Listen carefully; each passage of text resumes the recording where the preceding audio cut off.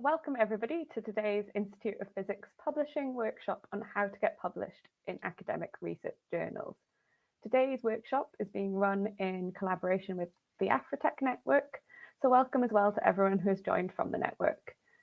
My name is Bethan Phillips and I'm a publisher at IOP Publishing in the environmental journals team. I am the publisher of two recently launched open access journals, Environmental Research Energy and Environmental Research Food Systems. To give you a little bit of background about me, I've been working in academic publishing for around 6 years, working for a few society publishers on both books and journals. And before that, I was a researcher in the geosciences, so I've been on both sides of trying to publish research in academic journals. Hopefully you'll find today's webinar useful. The structure of this webinar will be the webinar, then a few words from Professor Tim Brown about the Afretec network, and then we'll have time for a Q&A.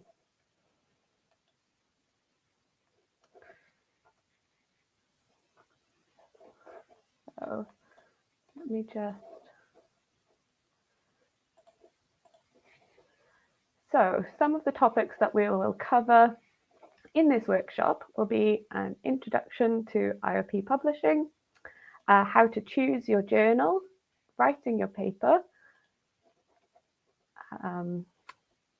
top tips for getting published in an academic research journal, submitting your paper, the peer review process, copyright and permissions, publication ethics, post-acceptance, post-publication, maximizing the visibility and impact of your research, and open access and transformative agreements. So an introduction to IOP Publishing. IOP Publishing is a society-owned publisher with a head office in Bristol, UK, but with staff based all around the world with IOP offices and representatives in numerous locations. IOP Publishing is a wholly owned subsidiary of the Institute of Physics. Our net income goes directly to the IOP via gift aid to assist in their mission to help everyone build their knowledge of physics and to provide professionals for physics. Our program includes the publication of journals, ebooks, conference proceedings, and our science news platform, Physics World. We publish just over 100 journals, about 60 are solely owned by IOPP, and the remaining are published in partnerships with other societies and research organisations in the UK, Europe, Asia, and the USA. Around a quarter of the journals are fully open access titles. We continue to expand our ebooks program, which started almost 10 years ago. In total, we have published roughly 800 ebooks from authors across the globe. We have 3 conference series titles, some of the largest in the publishing space. The publication of early stage research through our proceedings journals remains critical to our mission.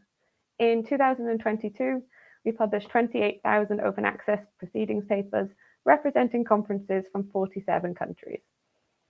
Physics World is our science news online platform, representing a key part of our mission to communicate world-class research and innovation to the widest possible audience, ensuring thought-provoking coverage across a diverse range of subjects.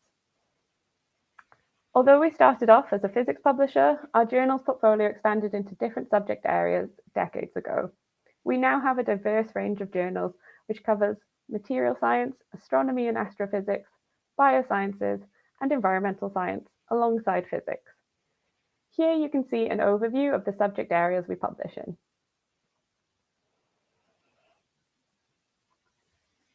As a society-owned publisher, engaging with the scientific community is a key part of our mission, and so here are some of the ways in which IOP Publishing achieves this. Conferences, workshops, career fairs, how to get published talks such as this, best paper and reviewer awards, sponsorship, article promotion, webinars, early career researcher awards, and peer review training workshops.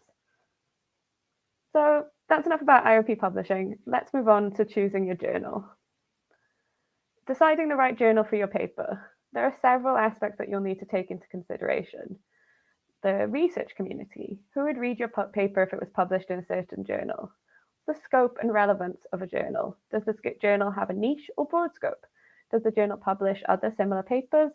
Is it publishing theoretical, experimental, or applied research? Does your work fit the subject matter covered by the journal? Will readers of the journal consider your work relevant to them? Is the journal read more broadly, or is it read by a specialist-specific community? For specific journals, try talking to colleagues, tutors, or advisors, and fellow researchers to see what their experience of publishing is. Make sure the publisher is legitimate. Make sure they have ethical practices, rigorous peer review, and protect the integrity of the overall publishing process. In respect to IOP Publishing, we're a member of the Committee on Publication Ethics, COPE, and the Publishers Association, and we will aim to provide the right options to authors in the right subject areas and at every stage of their career. It's also important to consider metrics such as impact factor, site score, and downloads. Other things to consider are the likelihood of acceptance and the speed of publication. This information is often displayed on the journal homepage. We will be discussing the differences between open access and subscription models of journals later in this presentation. They're also something that you'll need to consider. Writing your paper. Your paper will be structured by sections, which we'll look at now. The title. This is what reviewers will use to gauge whether they want to review your paper and whether potential readers will find your paper. This should be concise and descriptive and use key terms relating to the main results of your research. This is the most visible part of your paper, and the title needs to be concise yet informative as it draws the attention of the reader. It also needs to be easily discoverable via search engines. So do keep it simple, do be clear and descriptive, and do use key terms. Don't be ambiguous. Don't use phrases or jokes that may not translate, and don't use acronyms. A good abstract is very important. This is your shop window, and reviewers will use this to gauge whether they want to review your paper. It should stand alone from the rest of your paper, so it's not the introduction, and it summarizes your paper into one paragraph, which is usually less than 300 words. It should include your key results. That is, what did you achieve? And you should consider whether it needs to and whether it will appeal to specialists or broad interdisciplinary audiences.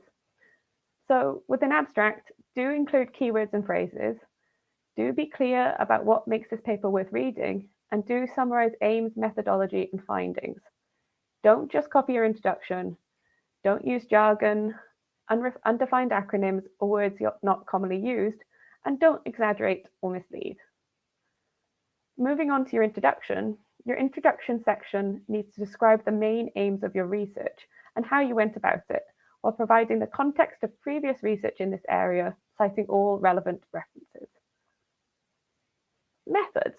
Your methods section needs to provide peers with enough information to allow replication of your key results. High-profile papers have in the past been retracted for failing to meet this threshold. Reproducibility is extremely important. Results and discussion.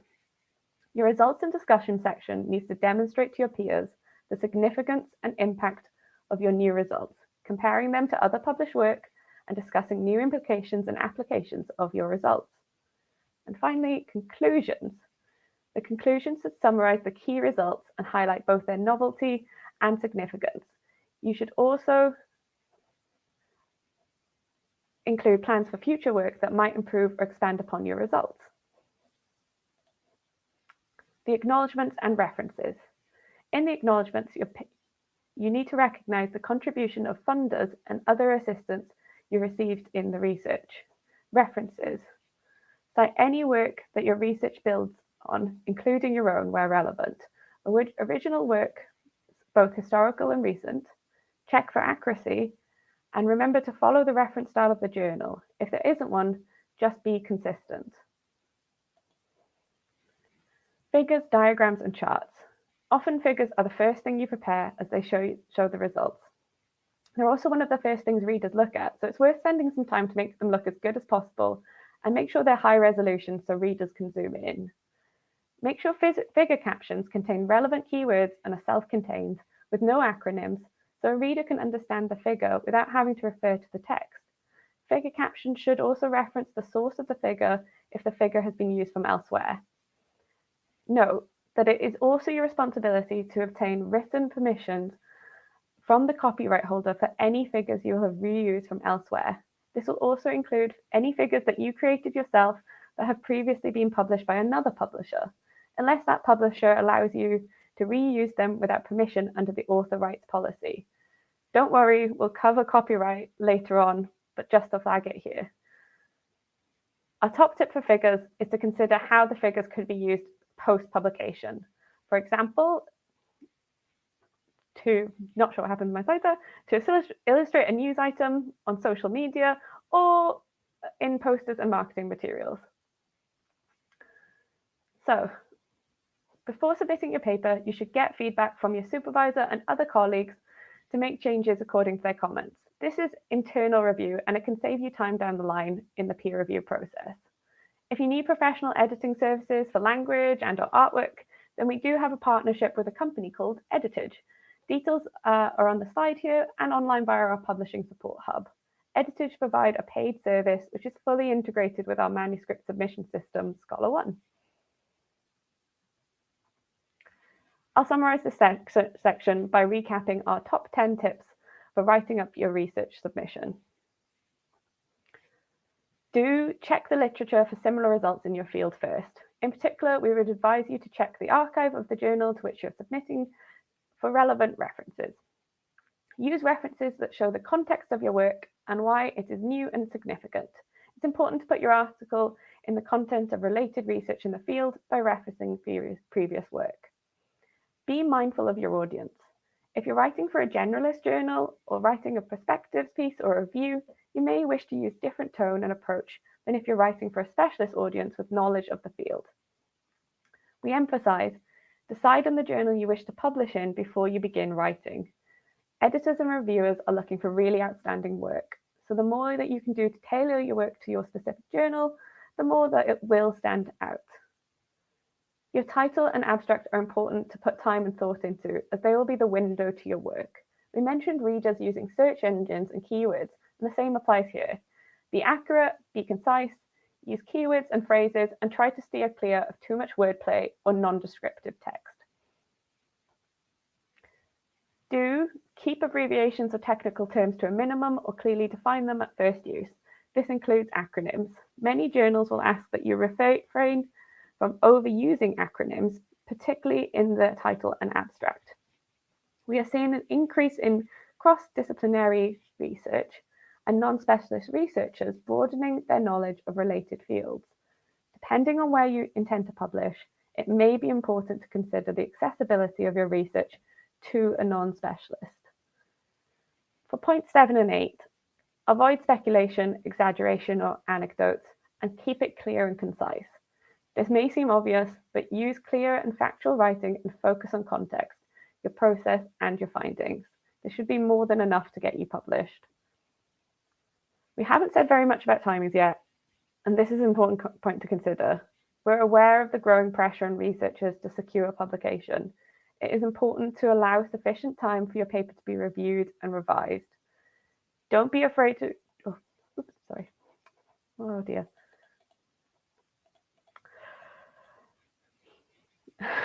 Sorry about that.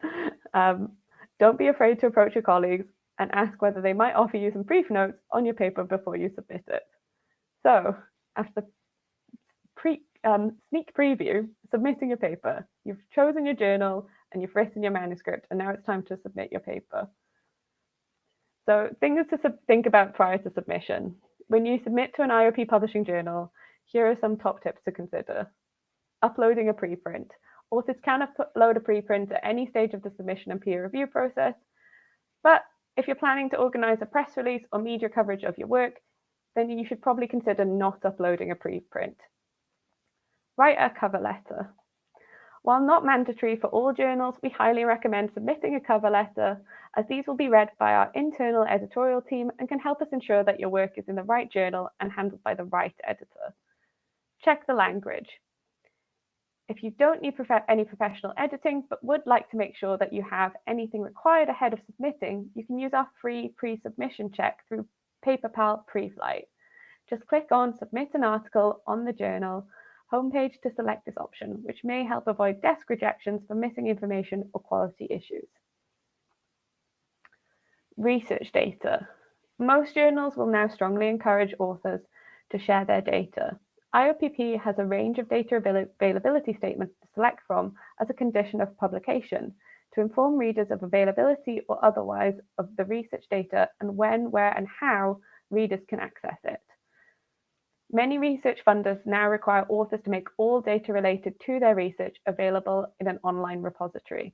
So IOPP encourages authors to share research data using data formats and standards recognized by their research community. It's important that data is shared in an open file format. So for example, tabular data should be shared via a CSV file rather than an Excel file. And authors are encouraged to deposit their research data in a repository that is most relevant to your research community. The peer review process. What is peer review? Peer review is the process whereby experts in the field assess an academic paper before deciding whether or not it should be published. It's a vital part of scholarly publishing, and it's a critical filter for millions of research papers written every year. It gives the scientific community and the public a reliable indicator of what to believe and gives authors feedback that can help improve a paper. It also helps editors to decide what to publish. But we have to remember that peer review is not always 100% correct.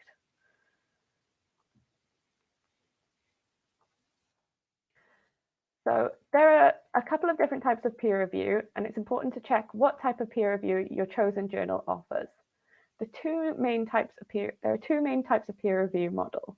Single anonymous, where the author is known to the referee, but the author does not know who the referee is. So the pros of this mean that anonymity means that reviewers can be more honest and authors don't need to anonymize their manuscript.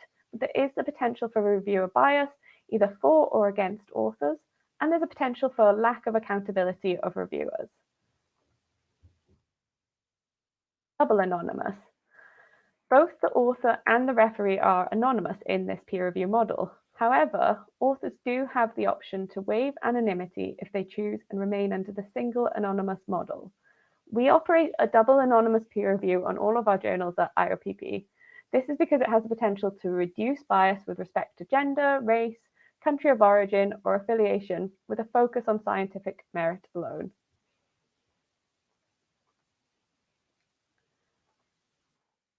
In addition to the two main models of peer review, there is transparent peer review, and this is a model that showcases the full reviewing process.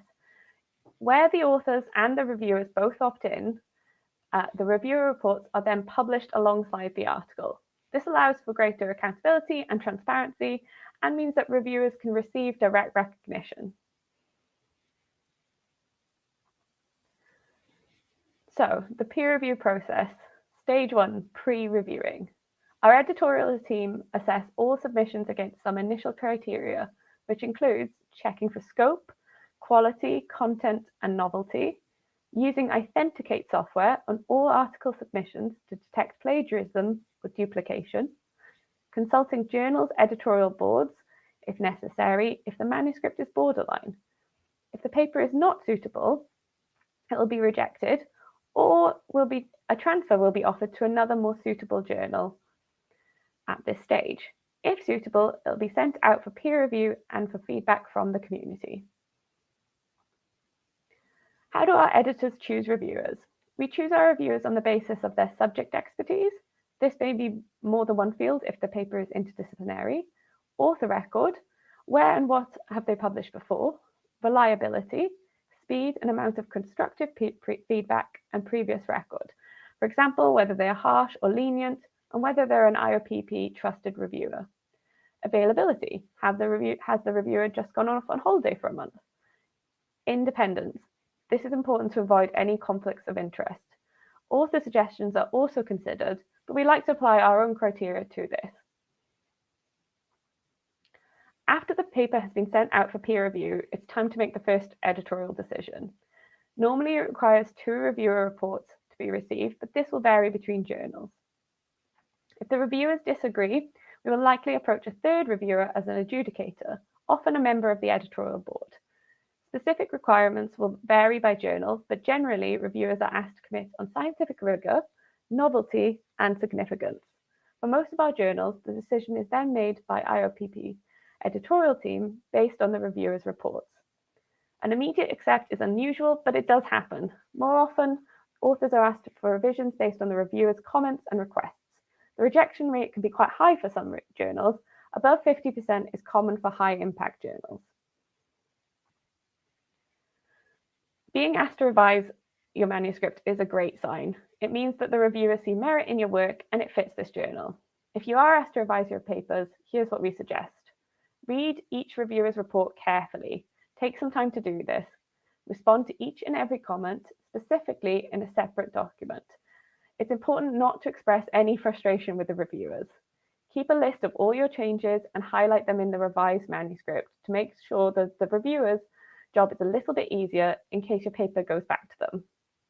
If you disagree with the reviewers, clearly and politely explain why. Never ignore a comment. If you don't understand, then raise a query with the editorial office. And remember, this is free advice, so use it. It could be a really good way to improve your paper.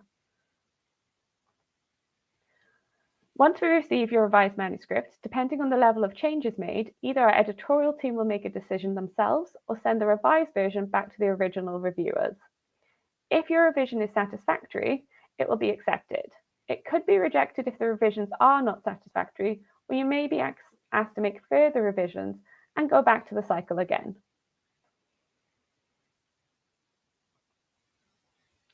If your paper is rejected, don't panic. Nearly everyone has been rejected at some point. Use the advice you received to improve your paper. You can rewrite your paper and resubmit it to another journal, assuming the science is correct. There are different tiers of journals available. If the paper wasn't suitable for your first choice of journal, there might be another one more suitable where you have a stronger chance of acceptance. If you think the decision was wrong, most journals give you an opportunity to appeal this decision. At IOPP, if your article is deemed unsuitable for a journal, before or after peer review, we'll offer you a chance to transfer your article to another IOPP journal, should it be suitable.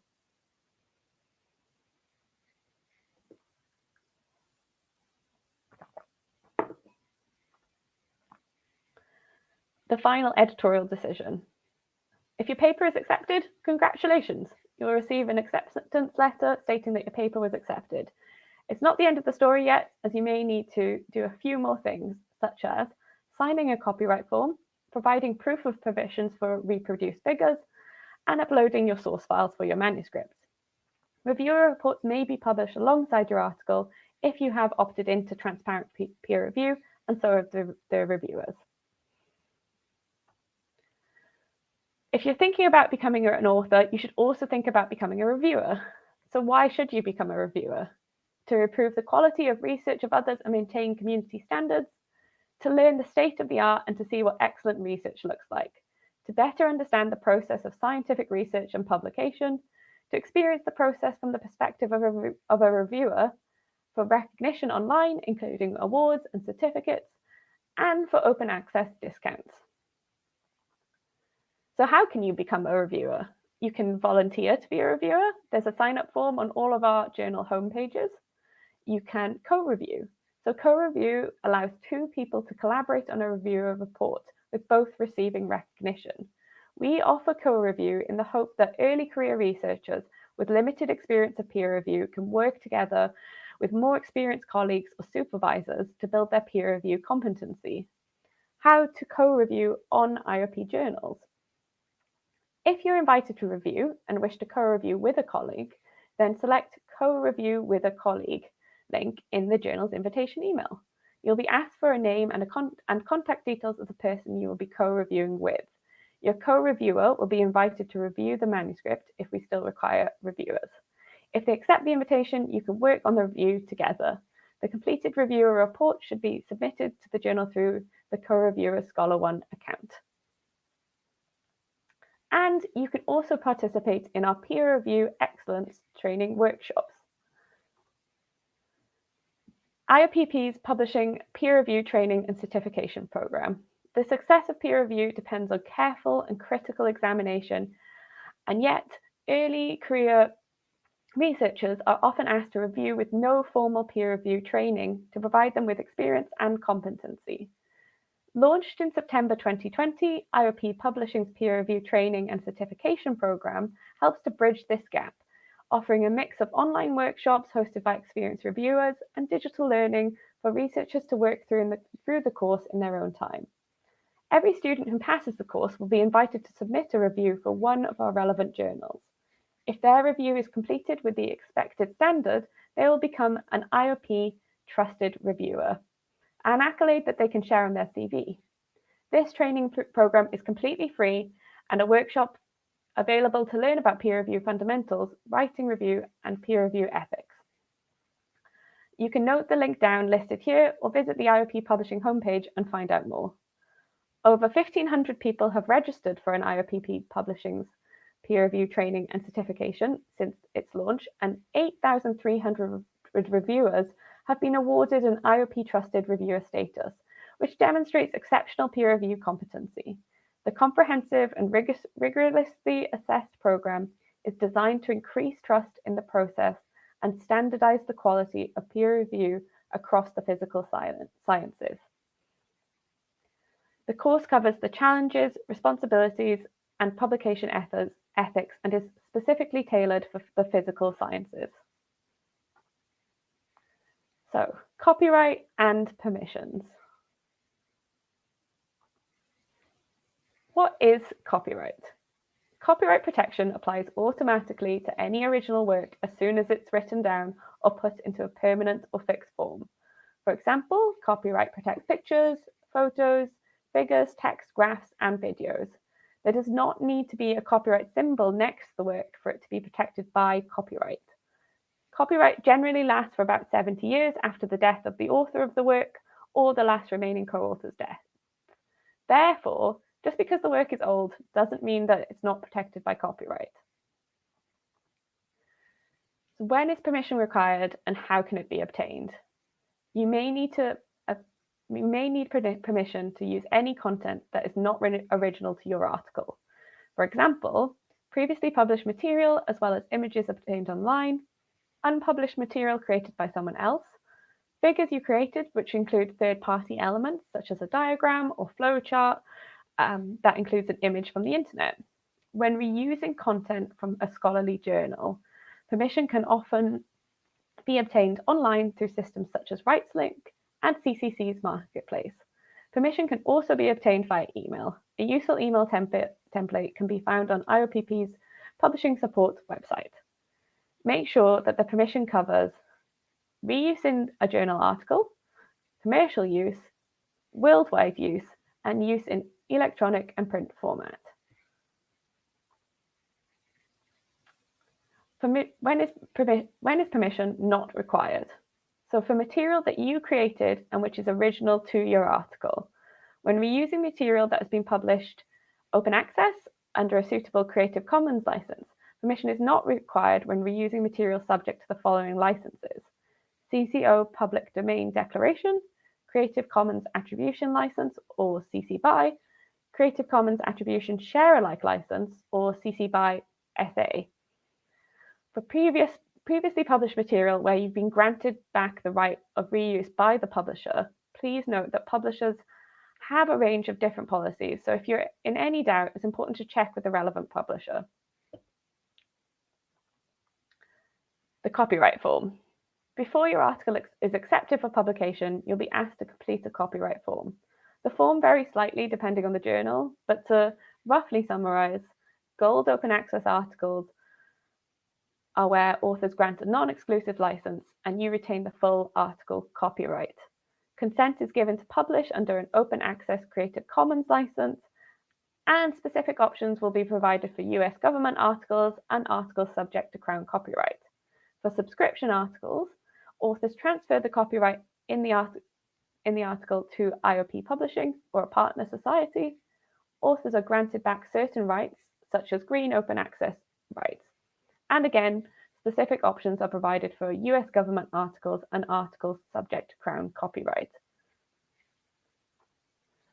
Moving on to publication ethics. So what do we mean by ethical misconduct? Ethics is a big issue in publishing and can have major consequences. There have been numerous high-profile retractions of papers. So what do we actually mean by ethics and misconduct? The most serious types of ethical misconduct are shown here on the slide. Misconduct usually comes to light sooner or later. So this includes things like plagiarism, falsification or fabrication of data, image manipulation, and paper mills. Earlier, we mentioned publishing with a journal and a publisher that you can trust. When looking for a journal and a publisher, it's worth checking their ethical standpoint. Most publishers are signed up to the Committee on Publication Ethics, or COPE, an independent organization that is interested in upholding standards in publishing and providing support to all stakeholders in handling conduct. Publishers also use Authenticate. This is a software for checking the originality of a paper by cross-checking it against a large database of published papers from across different publishers and platforms. Many publishers will also have their own statement on ethics and best practices. IOPPs is linked on the slide. As an author, in submitting your work to an IOPP journal, you're agreeing to uphold these standards and to ensure best practice in your own methods and writings. So why should we care about ethical misconduct? Misconduct can have huge implications for the research community. So it can lead to damage to careers, damage to institutions' reputations, corruption of data, loss of trust in journals and research, and it can waste everybody's time, effort, and funds. It's unfair and unethical to research participants, and it's unfair to the general public, as it can have implications on practice and policy if these are based on fraudulent research, and it means that future research and funding may be misdirected. Plagiarism. So what exactly is plagiarism? This is usually taking somebody else's words, ideas, or work and passing them off as one's own. It can also include self-plagiarism, which is the reuse of a significant, identical, or nearly identical portions of one's own work without acknowledging that one is doing so or citing the original work. Why is it unethical? Hardworking researchers deserve credit for their own work, and it leads to an increased burden on the community.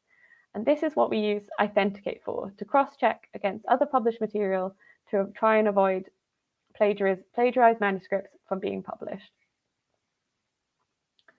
Data fabrication.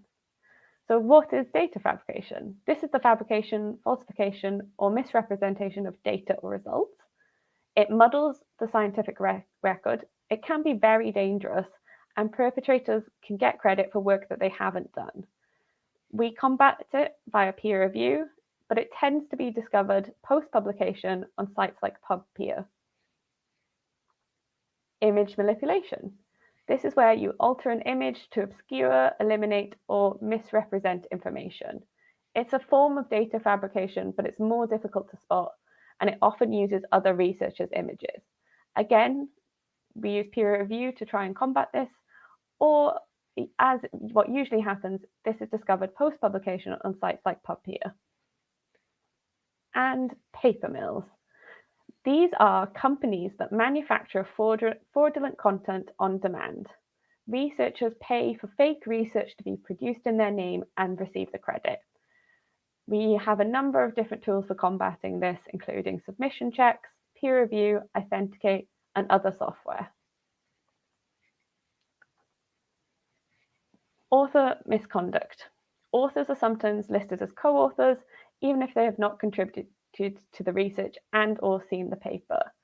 There are a few possible reasons for this, including trying to improve publication chances by using the prestige of a well-regarded or famous name, trying to honor a colleague or a supervisor or a head of a group, being compelled to by a senior member of their group, using data that they do not have the rights to, trying to mask plagiarism by adding the plagiarized author as a co-author without their knowledge, or simply an honest misunderstanding of the publication procedure. Sometimes authors neglect to list someone as a co-author who did contribute to the paper in a significant way. And sometimes this can also include undeclared conflicts of interest, either from the author or the reviewer. Duplicate publication and parallel submission. So duplicate publication is when you submit a paper that you've already published elsewhere to a new journal. And again, this is combated by Authenticate and peer review. Parallel submission is where the same paper is submitted to one or more journals at the same time. Our submission system will alert us to any papers with similar titles and authors currently in the portal, and reviewers can also often be the whistleblowers in these cases. Sometimes, though, we don't find out until authors ask to withdraw the article at a late stage because their paper has been accepted elsewhere. Post-acceptance. So what happens after acceptance? The accepted manuscript, that is the version accepted at peer review, will be made available within 24 hours of acceptance. And this allows you as an author to promote your work to your peers as soon as possible, and it provides an early opportunity for your work to be read and cited. Accepted manuscripts, or AMs, are now rolled out to all of our journals, which means that you have a citable DOI for your article as quickly as possible. The next stage is the proof stage. At this stage, your paper will be formatted to match the format that is used by the journal, and you may include an edit for English language. You'll be asked to check the proof and have a final chance to make minor corrections. Once these corrections are made, the paper will be published online, and you'll be sent a link to the version of record. This is the final published paper. If the journal you've submitted to still prints physical copies, these will usually be available at a later date. At IOPP, this process is relatively fast, and the version of record, or the final published paper, will be available online in around a month from acceptance. Post-publication, maximizing your visibility and impact. So why is it important to get your work out into the world? Promoting your paper will increase its impact, help advance science, and motivate others to do research around your field. It'll also raise your visibility and reputation as an author. At IOPP, we have several methods for promoting papers, including press releases, coverage on journal websites, video abstracts on certain journals. We also have promotions related to specific subject collections, email campaigns to researchers and institutions, and coverage on our social media accounts. But as an author, you're best placed to ensure that your article gets promoted to its fullest. And here are some of the things that you can do. You can email researchers that you've referenced and other key names in the field with links to your work. You can use your social media accounts to tell people about your work. If you tag IOPP in this can extend your reach via reposts. You can update any professional networking sites with links to your latest work, and ensure your institutional pages and research group sites are up to date with your latest publications.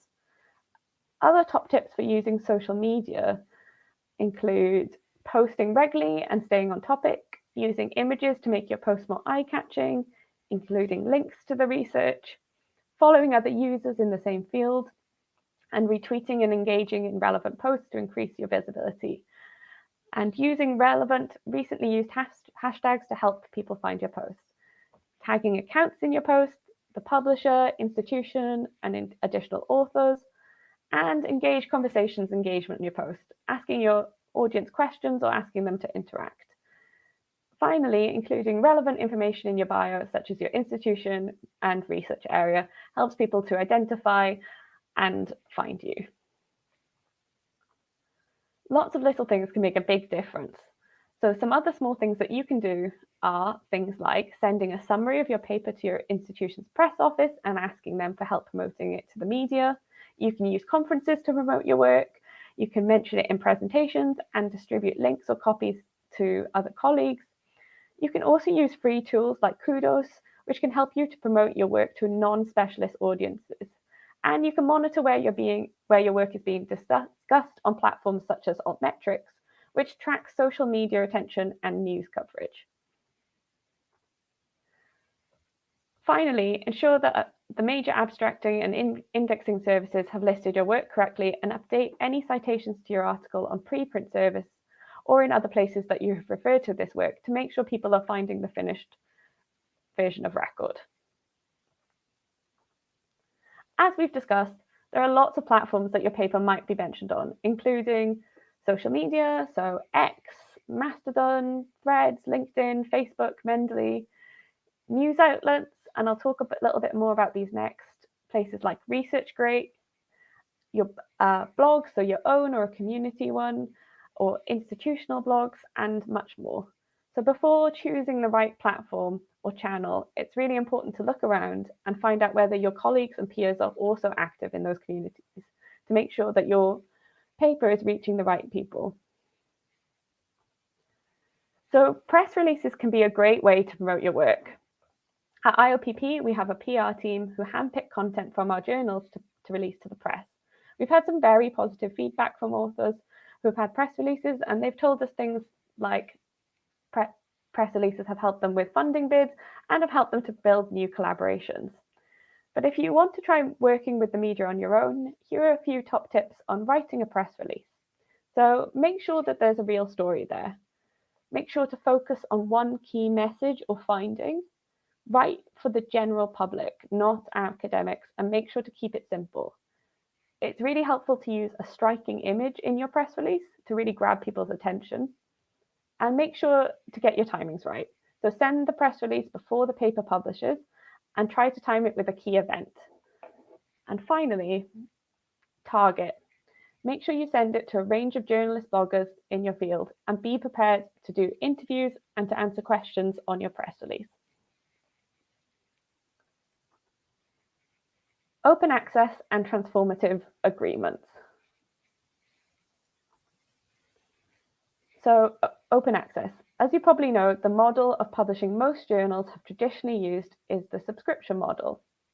This is where publishers and societies fund a journal, and these costs are supported by readers and readers' institutions, for example, university libraries, who pay a subscription fee to access the research work.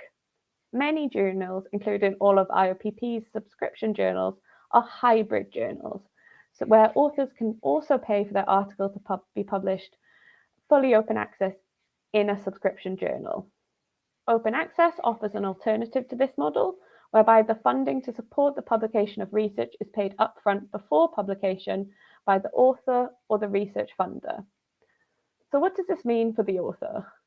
There are two main types of open access. Green open access, whereby the version of record is published in the journal under a traditional subscription model and copyright arrangement, and the author is permitted to share their original accepted manuscript via a repository. Gold open access.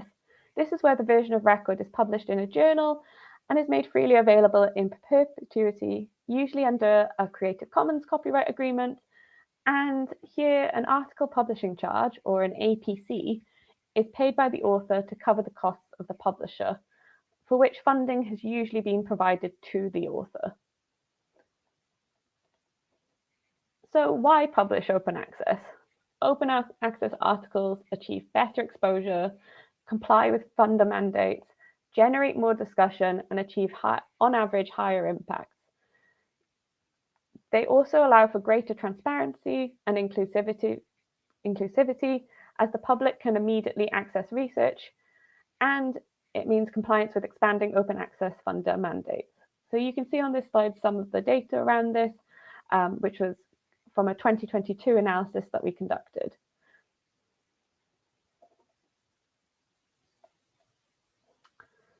How does IOP Publishing support open science? We have an initiative called Open Physics, which is a program of publications, commitments, and activities that will form the core of our contribution to open science. There are three strands to open physics. Access, which includes things like seeking transformative agreements, supporting the use of preprints, full article publishing charge waiver for the lowest income countries, and APC discounts for lower middle income countries. Transparency, promoting open data sharing, transparent journal metrics, enabling research data and code associated with primary research articles to be publicly available and discoverable, encouraging reviewers and editorial boards to make reviewer reports associated with primary research articles publicly available and discoverable, transparent peer review, and inclusivity. Inclusive peer review our move to double anonymous across our portfolio, our name change policy, and widening participation in peer review. What is a transformative agreement? Transformative agreements are contracts negotiated between institutions and publishers that transform the business model underlying scholarly publishing towards a fully open access model. They're a way to facilitate this transition, and this is a shift away from the subscription-only model, which covers only reading access, to one which covers both the read element, so access to existing papers, and also the publish element, so publishing your new work in the journal. Essentially a read and publish agreement.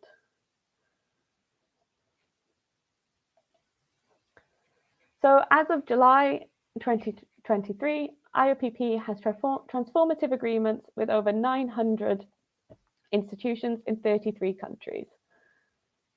So as you can see here from the map, we have transformative agreements with countries such as Australia, Austria, Canada, the United States, Switzerland, South Africa, Portugal,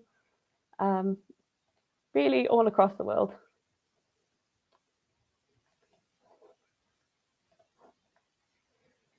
So how could you tell if your institution is in a transformative agreement?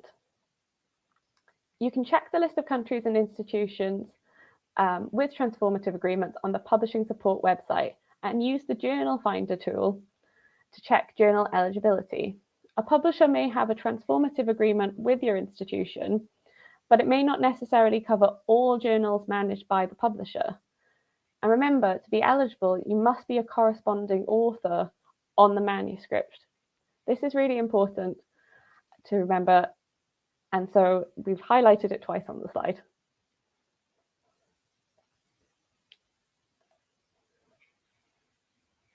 So how do you publish under an agreement? Simply submit your article in the usual way and we will do the rest. We identify if it is eligible using the affiliation of the corresponding author. During the peer review process or shortly after acceptance, we'll write to the corresponding author to let them know that we will publish the article open access. At this stage, we also ask the corresponding author to sign the CC BY copyright form.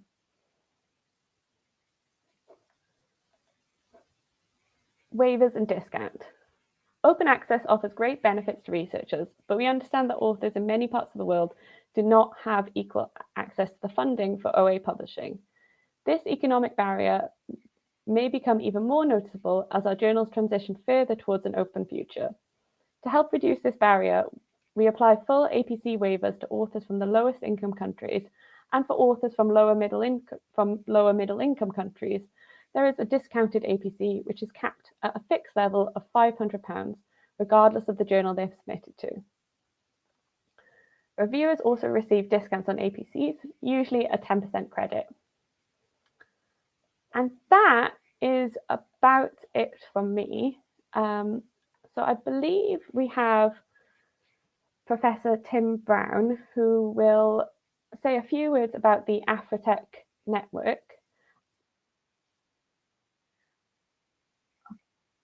Great. Okay, great. So actually, we'll be going straight to the Q&A. So if you have any questions, please do pop them in the Q&A. I've also got here a couple of QRs codes. So the eligible journal list will show you all of the available journals covered with our TAs. The TA Hub is where you'll find everything about IOP Publishing's transformative agreements, as well as more resources. The Journal Finder tool, which has a link to check journal eligibility. And the TA Author Guide is a step-by-step tutorial on how to publish open access under a transformative agreement. So I will end the slideshow. Yeah, great.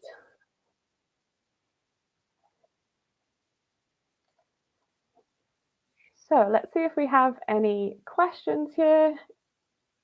Great, we've got a couple from Max Milo. So I would like to know a little bit more about peer review training. Is the training open to all locations and countries? Does it accept doctoral researchers? And finally, what are the costs involved in the training, and is it online? Great. So it is open to all countries, and it does accept doctoral researchers, and it's completely free, and it's online as well. And we've got another question here about from Max Miller again. So I'd like to ask another question. Does IOP have a tool that finds the most suitable journal for the manuscript to be submitted? A finder that uses title, abstract, and keywords to generate a match between manuscript and a specific journal. We don't, but we do have an in-house editorial team who do this manually. So they'll be able to take a look at your journal and help take a look at your manuscript and help decide which journal it should be submitted to. We also have all of our information from all of our journals on our publishing support pages, which you can take a look at too. But always feel free to contact us if you have any questions about suitability for your manuscript, and we'll be happy to help you via email as well. I don't think we have any other questions at the moment, but if anybody does have any more questions, please feel free to email us on the ER 2023 email address, and we'd be happy to answer after the session.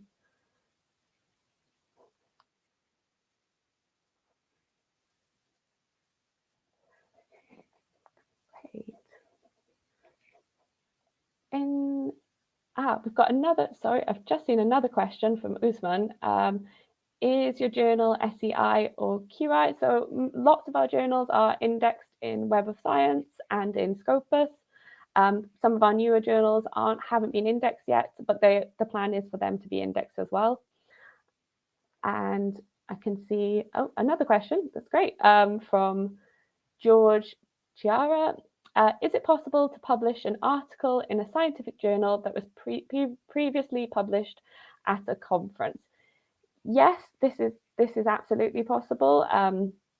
So if you presented your paper at a conference, usually you can then write up your results and publish this in a scientific journal. It's important to reference, any published material on being published online, but this is absolutely possible. And we have, I think that is now actually all of the questions. But again, if anybody has any other questions, please do just let me know. And I think now we have Tim joining us. So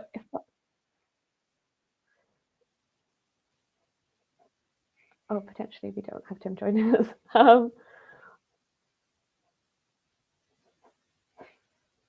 No. Oh, well, in that case, I think we will bring the session to an end. And thank you all very much for joining us.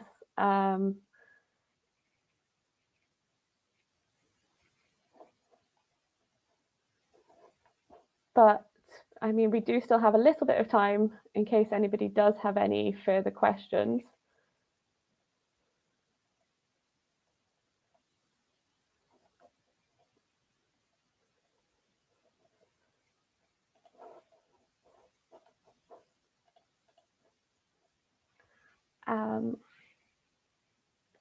Again, you can use all of these QR codes to find out more information about our journal finders. That might be useful for anybody who's trying to consider where to submit their manuscript. And we have our information on our transformative agreements. So if you're looking to publish your manuscript open access, you can use these QR codes to link to there. Many of our new journals, which have been recently launched, don't have any article processing charges, so they're completely free to publish in. So they are another option if you don't have funding for open access, for example.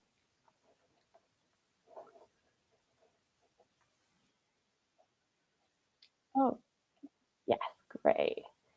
Fantastic. We've got some more questions. Is there anything to consider if a manuscript has been uploaded to an archive before submission? No, I think that's absolutely fine. If a manuscript has been uploaded to a repository, we have a preprint policy here at IOP, and that's absolutely fine as long as it hasn't been previously published. Then you're fine to submit your manuscript. It's always good to remember to update the links to that and to DOIs to that. You can also, if it is in an archive, update on the status of the manuscript. So you can make a note when it's been accepted, for example. And we've got another question here from Max Millo. Does IOP have... sorry, no, I've already answered that one.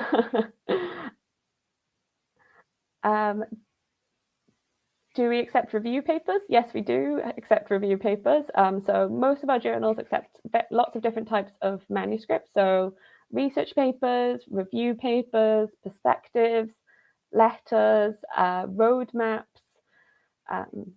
and many of our manuscripts also allow for different lengths. So we tend to be quite flexible with how we publish the manuscripts. Just check and see if we've had any more questions come through.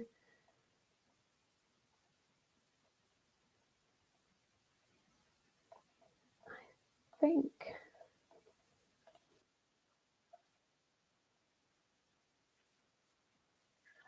Okay, great.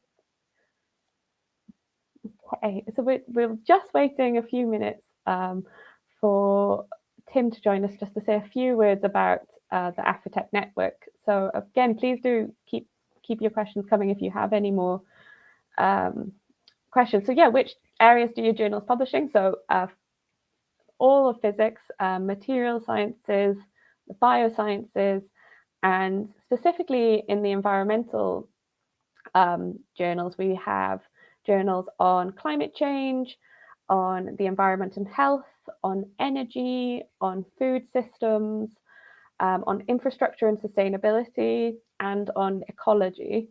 But again, we also publish across the array of physics, astronomy and astrophysics, and again, yeah, in the material sciences and biosciences. And you can find out more information about the different journals that we publish in the journal finder link or on our website.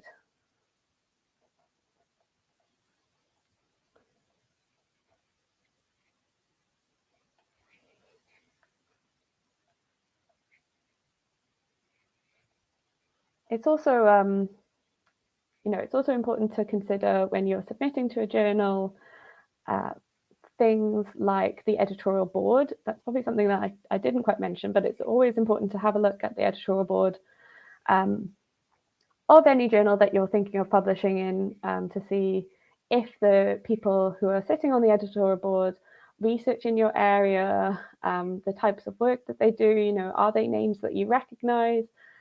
All of this can really help to make sure that a journal is reputable and has the right ethics in place and has the right kind of representation in place.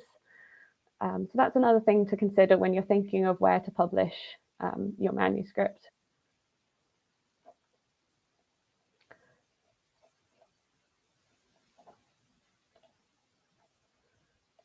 So we will thank you so much for everybody for your patience and for staying online while we sort out a few technical difficulties, and hopefully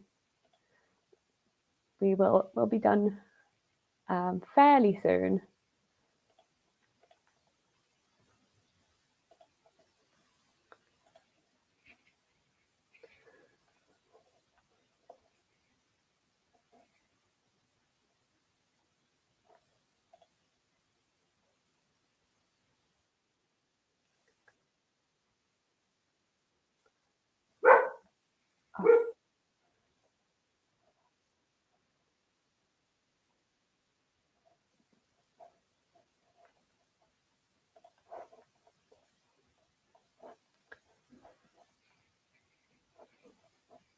something that I find that most authors also find very tricky is copyright, and understanding copyright and understanding when to get permissions for a figure or even a piece of text.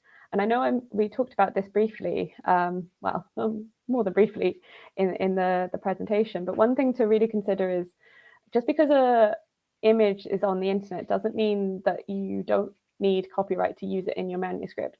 And just because you've previously published a figure in another manuscript doesn't mean you don't, again, need permission to reuse this manuscript. Now, most publishers should allow you to reuse or to obtain permissions to reuse an image free of charge. So it's definitely worth going through the proper route to do that, because it makes sure that everybody involved in creating something has the correct attribution.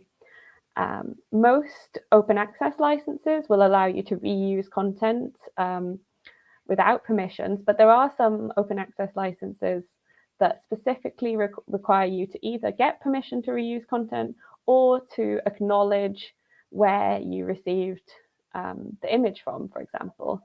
So that's just something to bear in mind when you're thinking about reusing an image, including one of your own, especially if previously you haven't been publishing under an open access license. Another interesting thing is the length of which copyright lasts. So 70 years after the author's death is actually a very, very long time, but this can also be longer if, for example, a organization bought the copyright, for example, in the 1970s, then the copyright would continue to extend onwards. So just a few extra things to consider when you're thinking about reusing images in your work.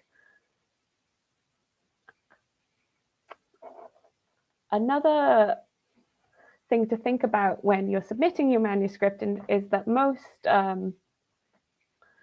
submission systems now require an ORCID ID, and this is part of ensuring that logging in to different submission systems is easy and seamless. If you have your ORCID ID, it's essentially like having one login name to all of the different submission systems, and it also helps publishers to verify that authors are connected to their research and are who they say they are. So it's something to consider when you're thinking of submitting your manuscripts to different journals and to different publishers.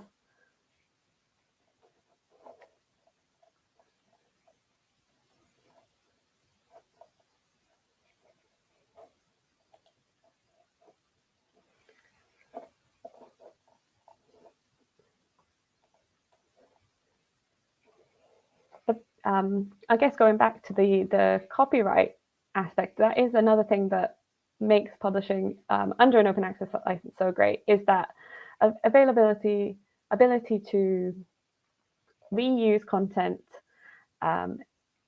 without having to obtain permission. It makes the scientific literature a lot more flexible. It means that it's a lot more accessible and allows researchers to work together in a more collaborative way.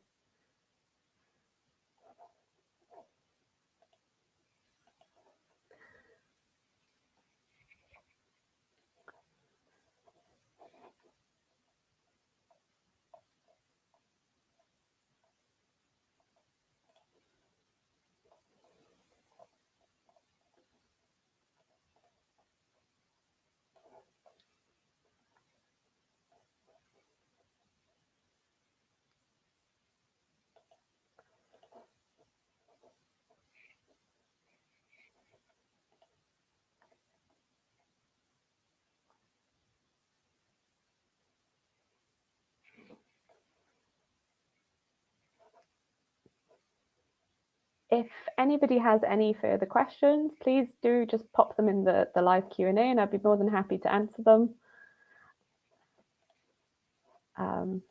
anything at all. There's no question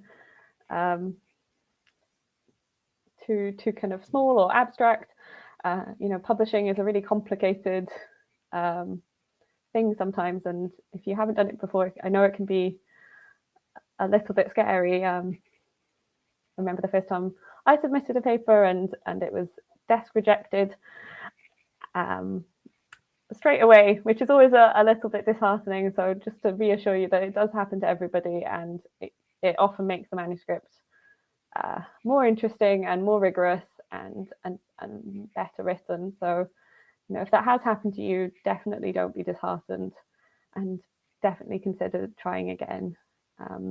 Another really useful thing, actually thinking about peer review, that you can do to really help the reviewer ensure that they understand your responses is to use the track changes tool on the Word app or any other kind of writing app.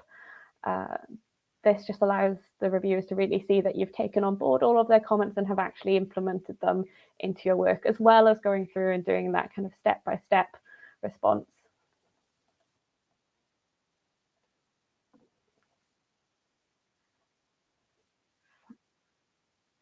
Fantastic. Yes. Okay.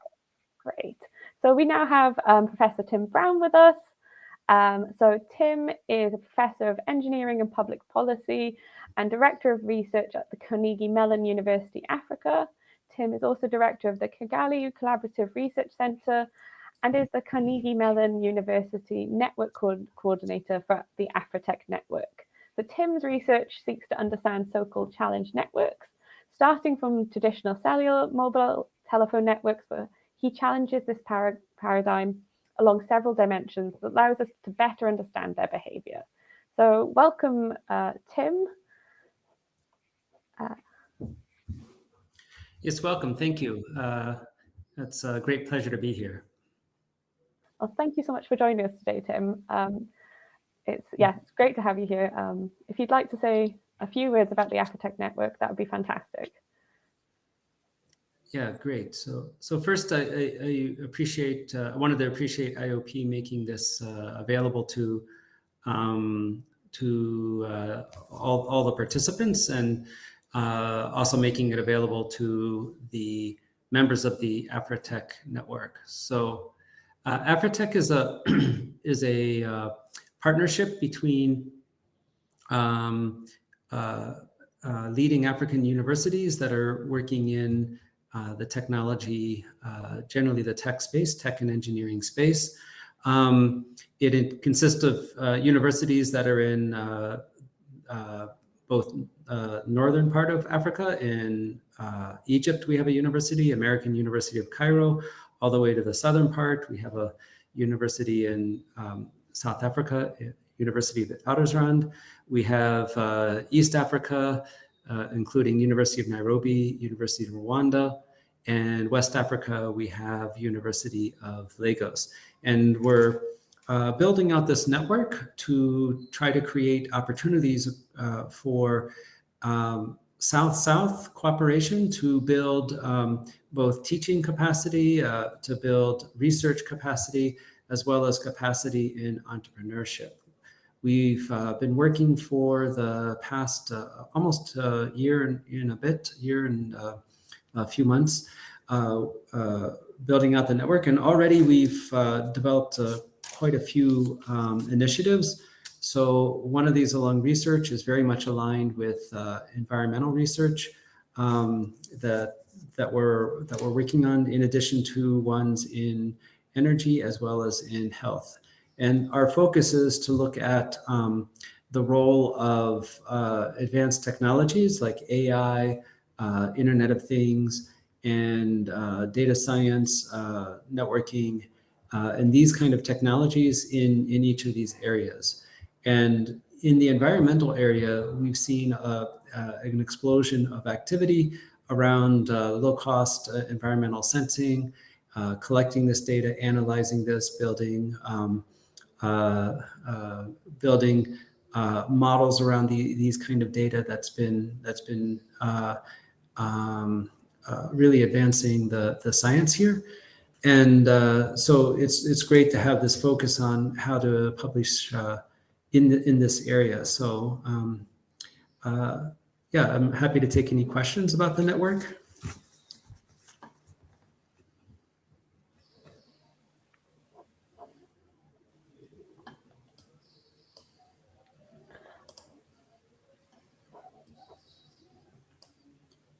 Just curious, is who among the participants is actually coming from the Afretec network?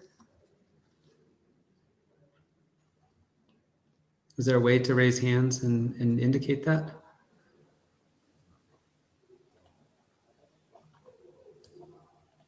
I see Hubert.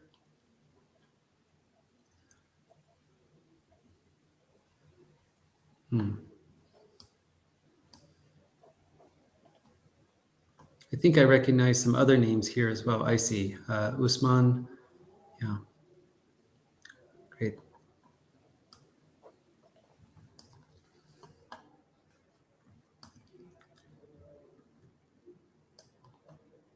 So going forward, we are working together with a partnership with the MasterCard Foundation to develop these research clusters.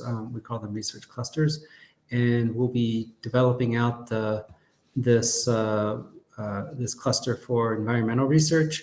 And so keep your eyes open as we start to create some events and activities around this to really try to develop the science here on the continent in Africa to be able to address these problems locally, as well as to address problems that aren't being addressed in other parts of the world.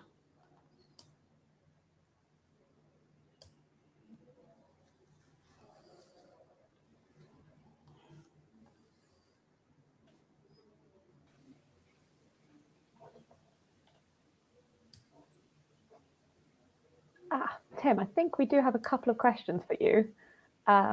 So okay, great. Usman has asked, what are the modalities for someone to be part of the network?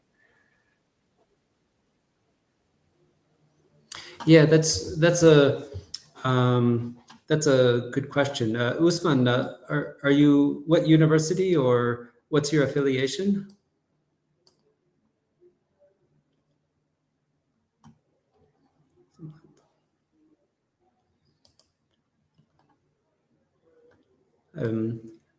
I'm looking to see if I have access to, I see.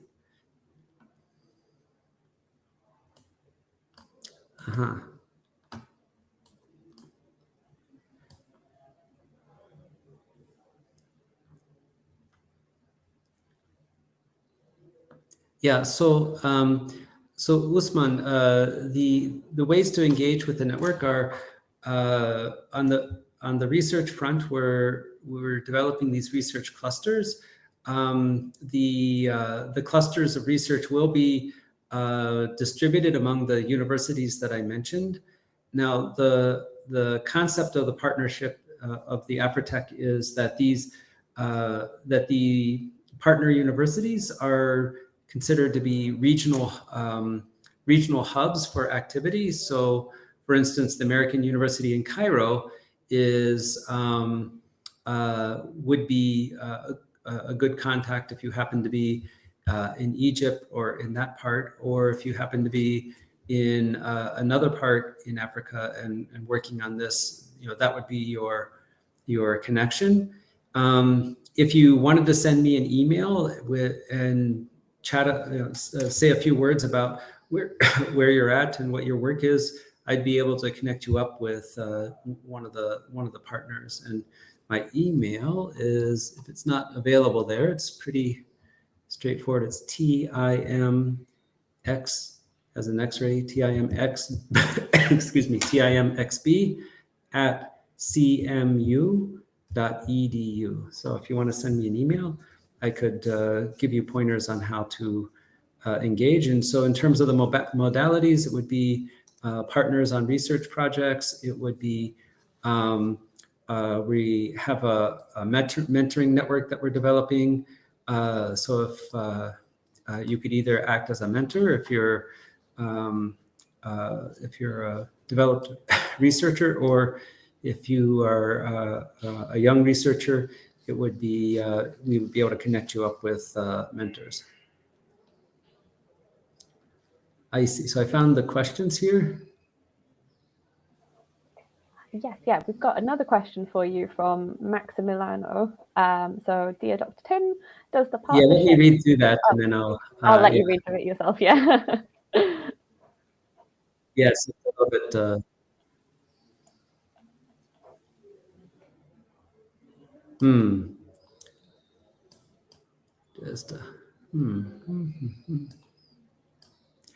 So it's the question appears to be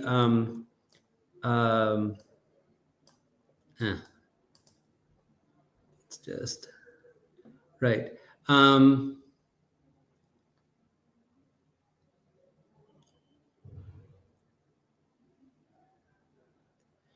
Right. So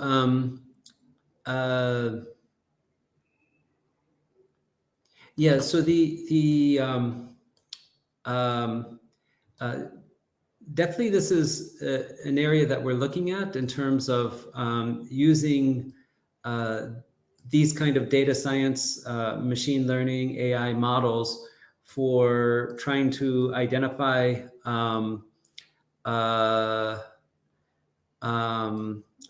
try to build population models for health and this kind of thing. So I'm not actually an expert in that exactly, but that's potentially something that we could connect up on and discuss further. Yeah.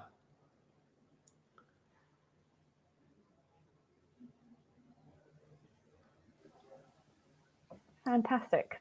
Well, thank you so much, Tim. If we don't have any further questions for Tim, then I would just like to say thank you to everybody who's joined, and thank you very much to Tim for joining us as well. I hope the session has been useful to everyone. We have another session starting at 5 p.m. BST, which is the built environment conditions and health. So if you are available, please do join us for that as well. And yes, thank you again, Tim, for you coming along to speak about the network. Great. Well, thank you all. And great. Thank you for this opportunity. Thank you so much.